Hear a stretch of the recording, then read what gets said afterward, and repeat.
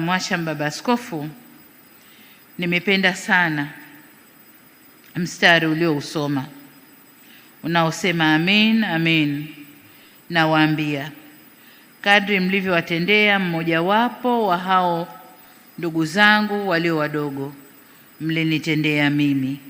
Na hili nalo naliona katika kuta kila ninapotupa macho, lakini hata wakuu wa majimbo walipokuja kutoa mchango wao, hii ndiyo quotation ambayo waliisoma, au ndio neno ambalo walilisoma. Sasa ujumbe huu ndio uliobeba dhima nzima ya harambee hii, kwamba sote tunawiwa kushiriki katika kuwajali watu wenye mahitaji maalum, lakini pia wenye mahitaji ya kawaida katika jamii yetu. Kwa kazi hii muhimu mlioianzisha, mmeonyesha kutekeleza mafunzo ya maisha na matendo ya miujiza ya Yesu Kristo. Hamjaishia tu kuwaonesha huruma na kuwahudumia kiimani, bali kama Yesu Kristo alivyowasaidia na kujibu mahitaji ya waliokuwa wagonjwa, na nyinyi pia mmesimama kuwatetea na kuwawezesha wenye mahitaji maalum waishi maisha bora.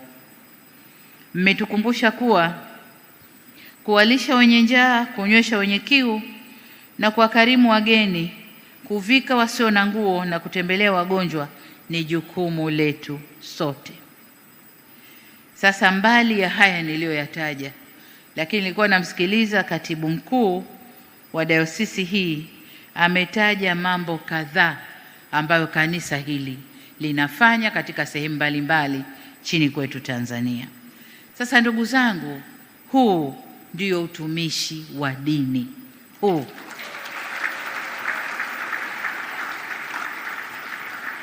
na kazi hii mnayoifanya inapeleka ujumbe kwa wale waliojionyesha kama watumishi wa dini, lakini kwa kweli ni watumishi wa ushetani au mambo mengine. Kwa hiyo huu ni ujumbe muhimu kwao. Utumishi wa dini ndio huu: kuwajali wenye mahitaji, kufanya mambo mbalimbali yanayowagusa jamii, kuisaidia jamii na kujenga jamii iliyo bora yenye maadili na elimu. Huu ndio utumishi wa dini. Hivyo napenda kuwashukuru na kuwapongeza kwa jitihada za uchangishaji ambazo tayari zimewawezesha kukusanya kiasi fulani cha pesa. Si haba, Baba Askofu, kwa sababu umetuambia hapa kabla kuingia kwenye ukumbi tayari kwa kuna bilioni 3.5 ziko benki zishakusanya, lakini wakuu wa majimbo hapa wametugaia bilioni 2.7, 5.7. Harambee iliyopita hapa waliosimama imeleta kama bilioni 1, nilikuwa napiga mahesabu, bilioni 1 na mamia kidogo. Kwa hiyo ni bilioni 6, na hapo bado karatasi zilizopita kule hazijasomwa, na tukisoma zile karatasi tayari zimetusogeza. Lakini hizi ni kwa ajili ya kusimamisha jengo tu.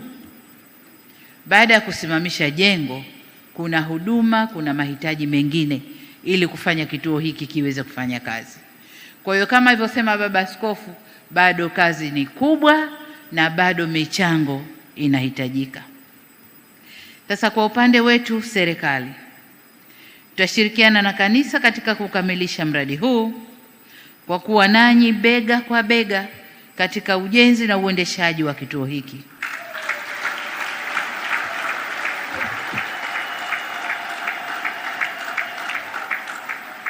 Vile vile Baba Askofu, ninapoalikwa kwenye mambo makubwa ya kanisa, kuna kiwango nimejiwekea cha kuchangia, nacho ni shilingi milioni 1.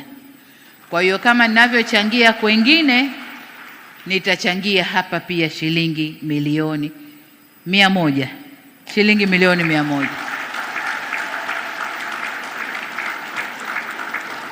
Nilisema milioni 1, ukumbi wote umezizima. Ni shilingi milioni 100, Baba Askofu. Hicho ndio kiwango nilichojipangia. Lakini leo kwa maajabu makubwa, niwashukuru sana washauri wangu. Na nadhani jumla ya washauri 6 au 7 hivi ndani ofisi yangu kwamba na wenyewe wamejikusanya wanakuja na milioni 100. Hii ilikuwa ni surprise kwangu, nawashukuru sana. Lakini Baba Askofu, watoto hawa ulisema wana matumaini makubwa kutoka kwa bibi. Sasa nikivaa kofia ya bibi nitawachangia wajukuu zangu milioni 50 kama bibi. Kwa hiyo ukipiga jumla kutoka ofisi ya mama huku kama 250 hivi, si haba. 250 milioni si haba. Lakini kama nilivyosema, ni washukuru wale wote ambao tayari wameshachangia. Kuna msemo unasema kwamba kutoa ni moyo, usambe ni utajiri. Kutoa ni moyo na sio utajiri. Usiseme huyu tajiri ndio maana anachangia. Hapana, ni moyo tu. Tumesikia hapa michango ya 100,000, michango ya 500,000, michango ya milioni. Ni moyo ulicho nacho, toa. Uwe na wewe ni sehemu ya sadaka hii. Kwa hiyo niwaombe sana na niwasihi wa Tanzania kupitia taasisi zetu mbalimbali na mtu mmoja mmoja, tuchangie makao haya kwa ajili ya watoto wetu wenye changamoto, ili wapate pahali pazuri, wakae, walelewe vizuri, wafundishwe vizuri, na wenyewe wawe sehemu ya kundi litakalochangia kwenye jamii yetu ya Watanzania. Mhashamu Baba Askofu, nimepokea maombi yenu, na kama nilivyosema hapo awali, serikali itaendelea kushirikiana kwa karibu na wadau wake mbalimbali katika kuboresha mifumo ya kiutendaji na kiutekelezaji ili kuwezesha malezi na upatikanaji wa elimu kwa watoto wenye uhitaji maalum. Tutaendelea kufundisha walimu kama alivyosema naibu waziri na waelimishaji wenye taaluma maalum kwa watoto hawa wenye mahitaji maalum, lakini pia tutaendelea kuimarisha vitendea kazi na miundombinu mingine ili kuhakikisha kwamba watoto hawa wanapata elimu na usaidizi unaostahiki. Na ndio maana nilisema tutakuwa nanyi bega kwa bega kuhakikisha kituo hiki cha mfano kinakuwa maalum cha mfano wake. Na ili kuongeza nguvu na msukumo kwenye jambo hili, serikali tunakaribisha pia jumuiya za kimataifa, asasi za kiraia, wataalamu wa kigeni, mashirika na wawekezaji kushirikiana nasi katika kuanzisha mbali ya kituo hiki, lakini vituo vingine maalum kwa ajili ya kuwasaidia watoto wetu hawa. Kupitia ushirikiano huu tunaweza kuziba kwa haraka zaidi mapengo yaliyopo katika rasilimali na utaalamu na kuleta matumaini kwa watoto wetu. Kama ulivyoomba, Mungu akipenda na ratiba ikiniruhusu, basi tutakapokamilisha kituo hiki nitakuwa nanyi tena